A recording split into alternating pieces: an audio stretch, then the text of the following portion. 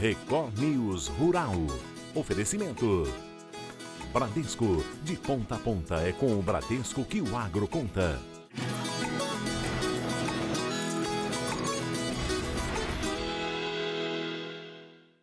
Oi, bom dia. A gente começa falando de uma notícia muito importante para o nosso agro. O Parlamento Europeu aprovou o adiamento em um ano da lei contra o desmatamento. O texto inclui 7 setores, a maioria produtos da exportação brasileira.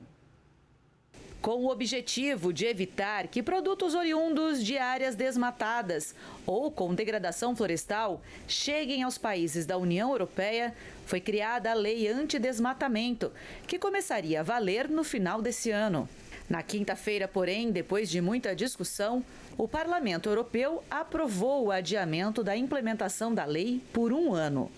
Agora, a determinação entrará em vigor no dia 30 de dezembro de 2025 para as grandes empresas e em julho de 2026 para as pequenas e médias empresas.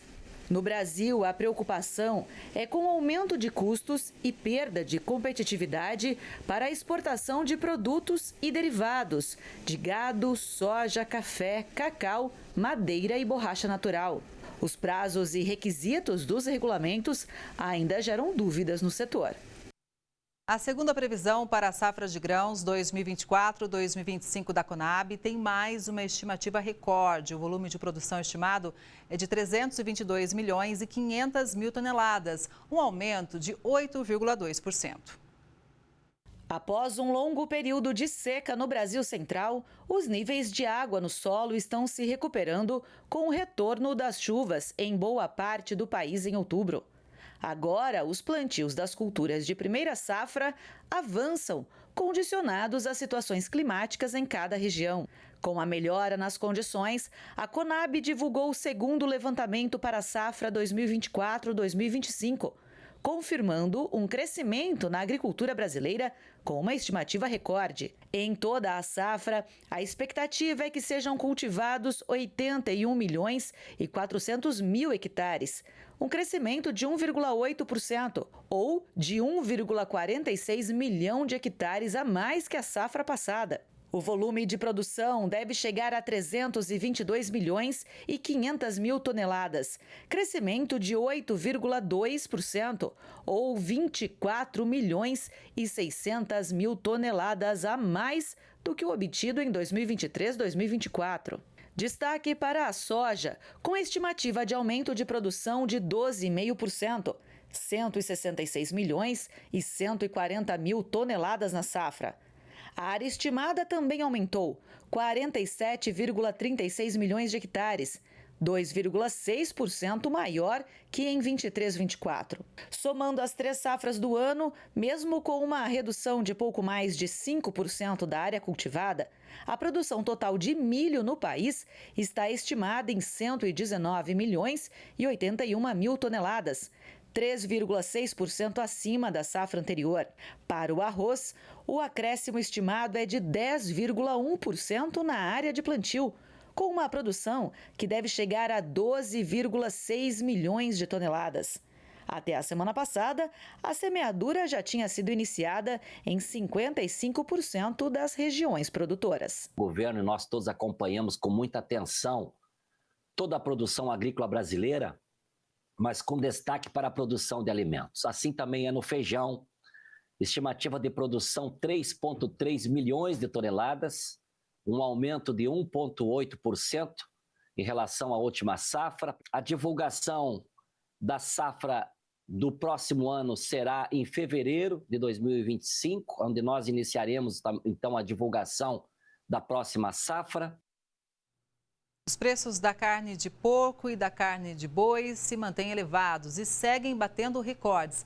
Já a proteína de frango perdeu valor frente ao milho e está em queda. Os preços da carne suína continuam subindo e atingem as máximas nominais da série histórica do CPEA. As médias atuais são as mais altas desde 2020. Segundo pesquisadores, a maior liquidez no mercado de carne tem levado frigoríficos a buscarem mais lotes de suínos para o abate. Outros fatores são a baixa disponibilidade interna e o bom desempenho das exportações. Em outubro, foram embarcadas 129 mil toneladas, entre produtos in natura e industrializados. É o segundo maior volume da série histórica da Secex, iniciada em 1997, menor apenas que a quantidade comercializada em julho deste ano.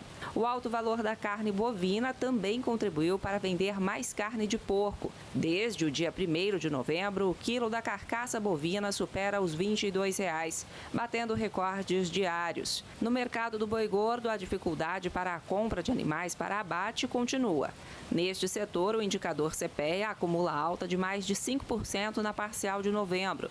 Na contramão da alta vem o frango, com os avicultores paulistas tendo menor poder de compra frente ao milho desde abril de 2023. De acordo com o CPEA, isso se deve à valorização doméstica do milho e ao enfraquecimento dos preços do frango vivo, comparando-se a média parcial de novembro com a do mês anterior. No mercado do frango, apesar da tendência de estabilidade nas cotações, foi verificado que alguns vendedores negociaram a proteína por valores menores, buscando escoar a produção. Para o milho, pesquisadores do CPEA explicam que as altas se baseiam na intensa demanda doméstica pelo cereal e nas valorizações internacionais. Na edição do Record News Rural de ontem, o comboio de tratores saiu de Santana dos Montes e chegou até Lavras Novas, percorrendo parte da Estrada Real em Minas Gerais. O show do músico Guito encerrou a noite. Agora a gente vê a segunda e última parte dessa aventura. Vamos ver aonde os repórteres Ingrid Alves e Olímpio Pereira vão chegar nesse terceiro dia de estrada.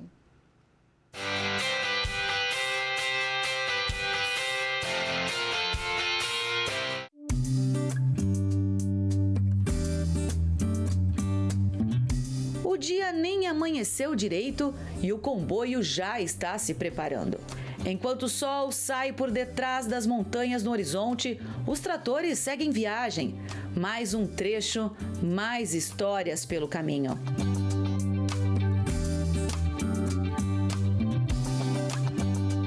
E como ninguém tem pressa para chegar, que tal mais uma paradinha? Dessa vez no povoado de Chapadas. Lá nós conhecemos o Aldair. Ele é da cidade mineira de Betim e estava por ali por causa de um festival de rock. Acordar e ver o lugar sendo invadido por tratores foi motivo de surpresa. Eu estava dormindo, já estava a minha esposa que acordou primeiro, né? Aí eu escutei, são os tratores. Eu filmei também para mostrar, é muito bonito mesmo. O senhor trabalha com máquina também, faz peça, e aí vendo aí os tratores rodando, dá orgulho, né? Realização de sonho, né? Você vê o seu produto andando em movimento, muito bom mesmo, muito bom. É preciso ter atenção pelo caminho. Em alguns trechos, mesmo asfaltados, só uma faixa é transitável. Em meio às montanhas, casebres mostram que aquela área é habitada, ou já foi um dia. A Estrada Real é circundada por natureza exuberante, com vales, montes e riachos. O caminho revela dificuldades e faz refletir sobre os desafios enfrentados pelos desbravadores há mais de 300 anos. Mesmo depois da implantação do Caminho Novo, que seguia para o Rio de Janeiro e demorava só 27 dias. O grupo segue unido e a aventura inspira quem acompanha a viagem.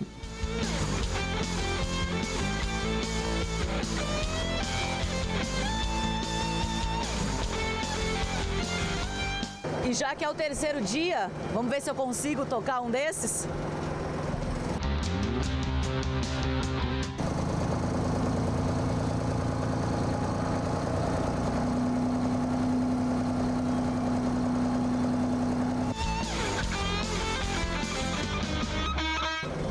Brincadeira, pessoal, eu não tenho experiência, vou deixar para quem sabe. Seguimos para o pico do Itacolomi, uma montanha com cerca de 1.700 metros de altura, que faz parte da Cordilheira da Serra do Espinhaço. Na chegada na BR-356 em Mariana, enquanto ajustes são feitos, os tratores atraem os moradores. Olá, bom dia, tudo bem? Bom dia. Tudo bem? O senhor mora por aqui, morador daqui? Moro aqui em Mariana.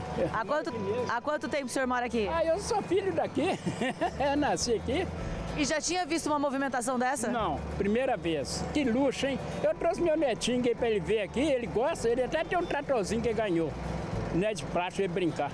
Eu trouxe ele para ele ver aqui o trator, ele está encantado.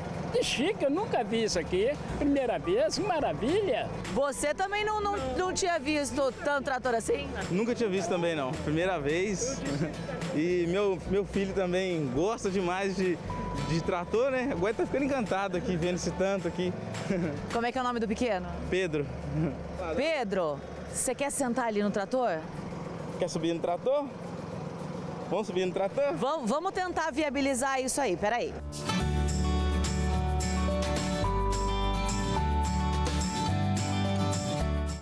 No último dia de viagem, os sentimentos são contraditórios. Eu falo que é felicidade por ter, cumprido mais um desafio, mas ao mesmo tempo é de tristeza, porque a gente gosta tanto de estar aqui. Eu falo que cada edição a nossa família cresce, porque a gente cria esse sentimento e esse vínculo familiar mesmo, porque é tudo muito saudável e todo mundo unido no mesmo propósito de comunicar o agronegócio, de mostrar que a gente tem fé nesse setor que movimenta a economia do nosso país e que vai muito além de plantar, colher e comercializar. O agro, ele impacta a vida de todo mundo. Então, quando a gente tem a oportunidade de falar isso, a gente vai passando pelas cidades e a gente vê a empolgação das pessoas também, realmente é muito gratificante. Então, por um lado, felicidade pelo desafio estar sendo cumprido, mais um, eu que estou na 3ª edição, e a tristeza porque está acabando. A parada antes de chegar em Mariana é importante também para conferir se os equipamentos estão em ordem. Durante o trajeto, a equipe de mecânicos e especialistas teve trabalho.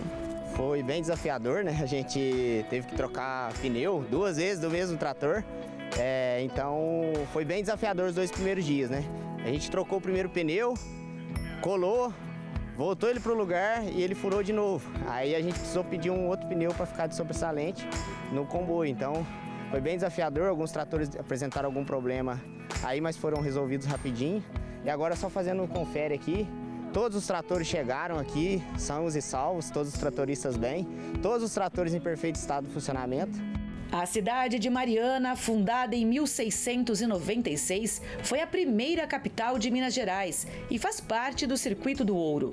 Distante pouco mais de 110 quilômetros de Belo Horizonte, ela resguarda grande parte do patrimônio histórico-cultural de Minas. Na chegada à cidade, as famílias subiram nos tratores e a emoção marcou a etapa final. Nina, você é a única mulher a participar efetivamente do comboio em cima de um trator. Como é que foi a experiência? Gente, foi uma honra, né? Primeiro que eu me diverti pra caramba, mas assim, realmente é uma honra representar, né? Porque a gente sabe que tem tantas mulheres que servem ao agro, que fazem esse país girar, né? E assim, eu realmente tenho um legado aqui, né? A honrar, porque eu tenho mulheres muito fortes na minha família, então assim, é uma honra representá-las, porque eu aprendi, foi em casa, né? Através de atitudes que não tem nada que uma mulher não possa fazer. Eu vou pedir para você mostrar as mãos aí, pro Olímpio, nosso repórter cinematográfico, mostrar. E olha só como é que a Nina chegou. E essa roupa ela colocou limpa hoje, hein, pessoal? Essa é a roupa mais limpa, viu? Essa é a roupa mais limpa do dia. E eu acho mais legal, gente, que assim, de verdade, é o que eu tô comentando com todo mundo. A minha rotina na fazenda, porque eu sou produtora de leite, né? Fica mais suja do que isso. Então, um banho resolve tudo. Resolve tudo. E você, assim, toma um banho com muito orgulho no fim do dia. É isso, fim do caminho, expedição terminando agora, quase 200, pouco mais de 200 quilômetros em 3 dias. Agora é hora de comemorar e festejar. Olha, agora a gente consegue falar, né? Porque a chegada aqui foi só conseguia chorar e agradecer a todo mundo que participou desse projeto.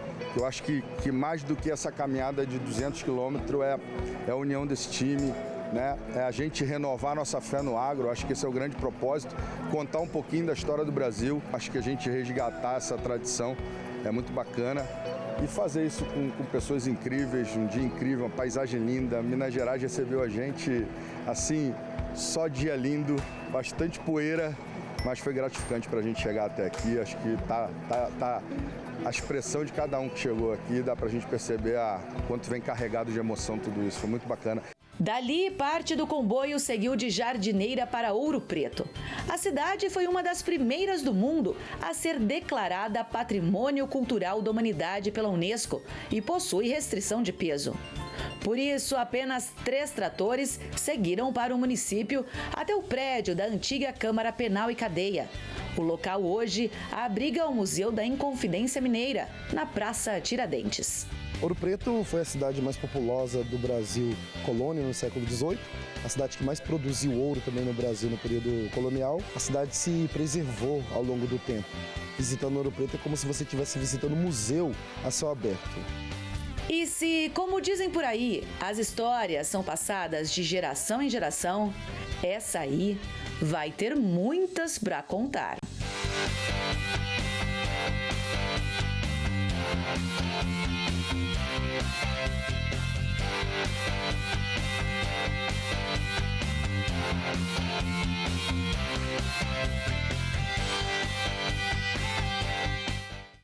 O agronegócio brasileiro, responsável por grande parte das exportações do país, enfrenta um problema grave de gestão tributária: o pagamento excessivo de impostos. A perda anual chega a mais de R$1 bilhão. Essa quantia poderia ser preservada em caixa ou reinvestida na produção ou em inovação tecnológica, caso fossem adotadas estratégias tributárias mais eficientes. Quem chega para explicar tudo isso é o Vinícius Pacheco, que é diretor de operações para o agronegócio. Bom dia, Vinícius. Seja muito bem-vindo ao Record News Rural. Bom dia, Kelly. Muito obrigado pela oportunidade. Vinícius, vamos dar um panorama para quem acompanha o Record News Rural sobre o impacto da reforma tributária no agro. Não, perfeito.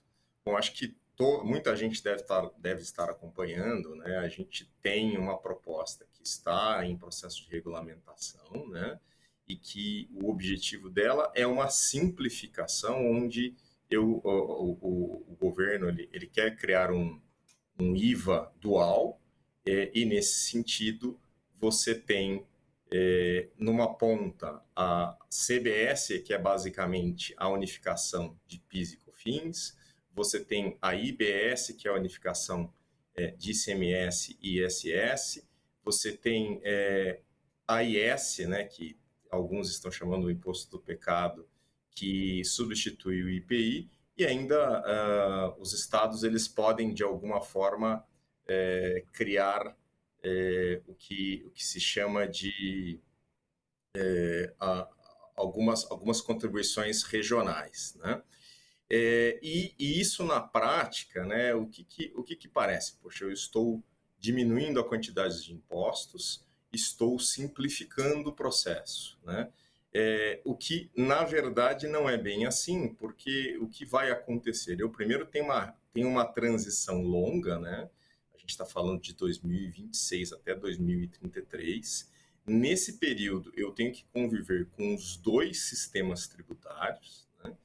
E eu tenho que, inclusive, primeiro, administrar 2 sistemas tributários, né? Ou seja, o sistema que está aí com PIS, COFINS, IPI, ICMS e ISS, contra esse novo sistema e em conjunto com esse novo sistema de CBS, IBS, IS e também as contribuições estaduais, né?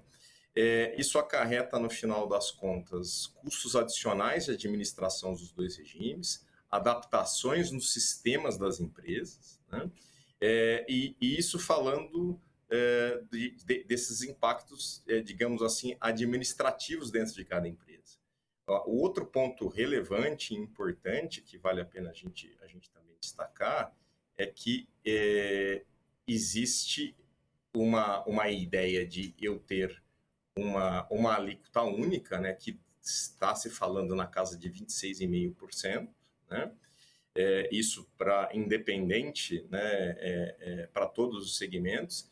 E no caso do agro, essa alíquota única ela seria diminuída em 60%. Ou seja, no caso do agro, que hoje, em muitos casos e para muitos insumos, né, você tem 0 de alíquotas, né, você vai passar a ter a 40%, né, desses 26,5%, o que significaria que uma alíquota média aí na casa de 10, 10,6%, 11%, a depender de qual vai ser a alíquota geral, né?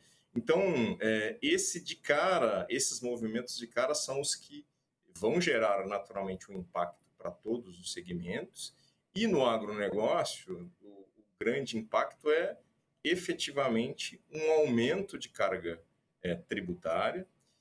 A gente também, nos estudos que a Becomics realizou de cara, o impacto, ou o grande impacto, é um aumento de carga tributária, é também um aumento na necessidade de capital de giro na cadeia, né? Porque eu estou falando que eu saio de uma situação muitas vezes de pouco ou nenhum imposto e vou ter mais imposto, né? E esse imposto ele vai naturalmente incidindo na cadeia, e no final do dia, como eu tenho um imposto maior que eu não tinha até então, como eu tenho uma necessidade maior de capital de giro, de caixa, eu, de alguma forma, os produtores, os importadores de insumos, todas as empresas que estão envolvidas, elas, de alguma forma, vão efetivamente repassar esses custos adicionais, e isso naturalmente, existe a possibilidade de um aumento ou até de um impacto inflacionário. Então, o panorama, né, no final das contas, é esse, né? Efetivamente, um impacto que vai desde o administrativo até o custo final do produto. Vinícius, a gente tem pela frente, então, um período de transição até 2033, quando todas as novas regras terão sido implementadas, né? Que tipo de estratégia, né, os grupos do agro devem adotar para enfrentar esse cenário? Uma delas, você já deu um alerta muito importante, que é fazer um caixa, uma vez que vai ter mais imposto a pagar, né? Perfeito. E o que nós, né, aqui no Grupo Becomics, nós temos conversado com os nossos clientes, e esse é um grande foco também do agro, né? O que a gente identificou, e nós nos tornamos uma empresa especialista, né, nesse tema ao longo da nossa jornada, a gente identificou que existem subsídios, existem dispositivos na lei que não são utilizados por muitas empresas, e no agronegócio isso é ainda mais gritante, ainda mais evidente. E quais são esses dispositivos? São os regimes aduaneiros especiais, né? Então, o que a gente verificou? Que muitas empresas não utilizam, no agro menos ainda, e um caminho para que essas empresas possam evitar o pagamento desses impostos, que eles não precisariam porque esse dispositivo está disponível, né? E que isso também tem a ver com preservação e geração de caixa, seria justamente utilizar esses dispositivos, utilizar esses subsídios, né? No agro, especialmente, isso é relevante porque o agro ele é muito exportador, ele é um dos segmentos mais exportadores que a gente tem hoje no Brasil, né? E ele é também intensivo, naturalmente, na utilização de insumos, fertilizantes, defensivos, máquinas agrícolas, que são sempre compostos por componentes importados. Então, através de regimes aduaneiros especiais, e desde que as empresas utilizem de forma correta, em compliance com a legislação, é possível a gente transformar suspensão de impostos e taxas em isenção, e o que permearia toda a cadeia, né? Desde lá ali da ponta, na importação e produção de defensivos e fertilizantes, passando pela produção de grão até a exportação. Então, os regimes aduaneiros especiais seriam uma forma bastante relevante para justamente as empresas e a cadeia como um todo, né, não serem impactadas ou serem muito menos impactadas pela reforma tributária. Pois é um assunto complexo, imagino como fica o produtor rural para entender tudo isso, é muita informação, né, Vinícius? Agora, como que a tecnologia pode ajudar a lidar com essas questões tributárias, hein? Não, perfeito. Inclusive, esse é um tema em que nós nos especializamos, né?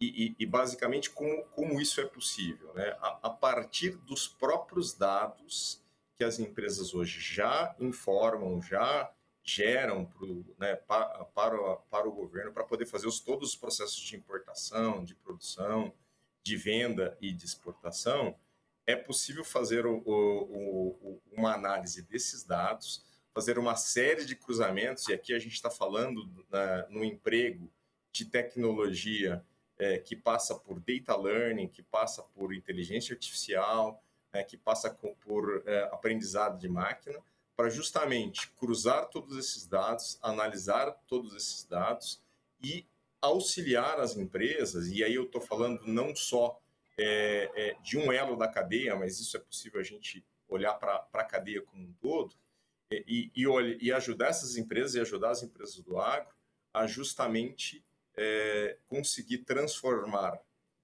a suspensão de impostos e taxas em isenção, e isso também ele é bastante relevante, porque é uma forma que inclusive está na lei, para que as empresas possam não exportar impostos e possam ser mais competitivos no mercado internacional.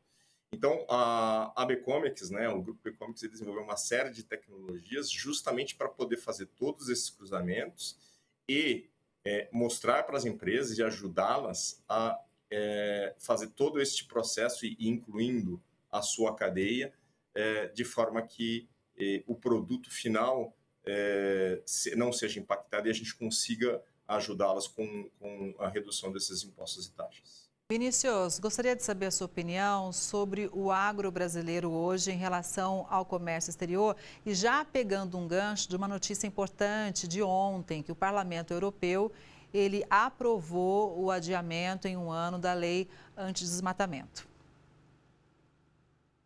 Eu acho que eu sou um apaixonado pelo tema, né? É um tema muito relevante, eu diria que para o Brasil, eu diria até que para o mundo, né? Veja, né? O Brasil hoje, a gente está falando aí de muito provavelmente na casa de 22% do PIB nacional para esse ano, o agro é o responsável, né? Quando a gente fala da pauta de exportação, se você olha os dados do MDIC, basicamente a gente tem petróleo, né, e commodities minerais como relevantes, e o agro ainda mais relevante do que essas outras commodities. Então, soja, milho, algodão, grãos, suco de laranja. Se você olha as estatísticas, inclusive, o Brasil ele é primeiro do mundo em termos de exportação na boa parte dessas commodities, quando não também além de o maior exportador, o maior produtor, né? E o outro ponto relevante é que hoje o Brasil já alimenta, pelas estatísticas que a gente levantou, na casa de 10% do mundo, e até 2050 pode vir a alimentar na casa de 40% do mundo. Então, quando a gente olha para isso, o Brasil, inclusive, geopoliticamente tem uma posição cada vez mais relevante, e vai ficar ainda mais relevante, porque nós estamos falando de segurança alimentar, né? Quando a gente, fazendo um link com esse tema, né, da regulamentação na Europa, o Brasil ele acaba sendo um player cada vez mais forte. Existe uma competição, inclusive, com a agricultura europeia, e por isso um trabalho forte para tentar colocar barreiras, né? Essa regulamentação que estava para ser vigente a partir de 2025, existe um adiamento, então isso naturalmente é uma boa notícia para o Brasil, porque muitos produtores, especialmente os menores, né, eles teriam que se preparar, e isso tem um custo relevante. Quanto maior o produtor, quanto maior a exportação, maior o custo, né? Isso envolve rastreabilidade, envolve tecnologia, envolve preparação, né, e inclusive profissionalização dos produtores. Então isso é impactante. Naturalmente a gente ganha um respiro, mas eu acho que existem coisas importantes que a gente deve levar em consideração. Não há, eu acho que esse é um caminho sem volta, no sentido de que nós vamos ter que estar preparados para mostrar, né, que a produção foi feita em áreas que não foram desmatadas, que não tem trabalho infantil, que não tem trabalho escravo, né? Isso pode ser um processo de protecionismo ou encarado como um processo de protecionismo do lado europeu, mas definitivamente isso vai acontecer, muito provavelmente ali realmente em 2026. E a verdade é que esse é um tema que está relacionado a ESG e que, na minha opinião, não só a Europa, talvez a Europa vai ser a primeira, mas outros países ao longo do tempo também vão começar a fazer esse tipo de exigência e o Brasil vai ter que se adequar. Mas eu diria que nós temos toda a oportunidade, né? E muita tecnologia e muitas empresas, inclusive como a e-commerce, que vai poder apoiar os temas tributários, os temas de rastreabilidade no futuro e em outros desafios que devem e que vão aparecer para o Brasil e para o segmento do agro, mas que o que eu diria é o seguinte, não há como impedir a liderança do Brasil. O Brasil é efetivamente aquele aluno primeiro da classe, eu costumo dizer. Sim. Né? A gente não senta no fundo, a gente está na frente da classe e realmente gosta e tira nota 10. Exatamente. Vinícius, muito obrigada, viu, pela análise. Um bom dia para você, até a próxima. Bom dia, Kelly, muito obrigado. Obrigada mais uma vez. E o Record News Rural de hoje vai ficando por aqui. Obrigada pela sua audiência. A gente se vê no próximo programa. Até lá.